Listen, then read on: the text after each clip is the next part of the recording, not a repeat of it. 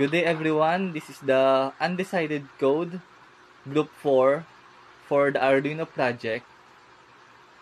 Here are the members.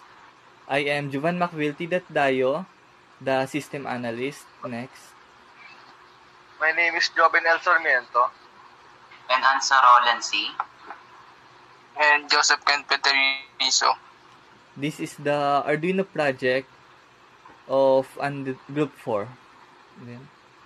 Fourth Arduino project is Fading Lights. And here are the parts used. 1 LED light, 1 220 resistor, 2 pin wires, 1 Arduino Uno, and 1 breadboard. Here is the code for the fourth Arduino project.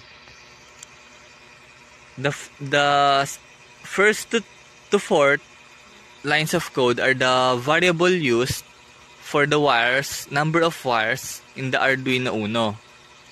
The void setup is where we connect it to the breadboard, while the void loop is the input data transferred to the wires to the breadboard so that the correct pins light up. And this is the for loop used for the brightness of the pin LED.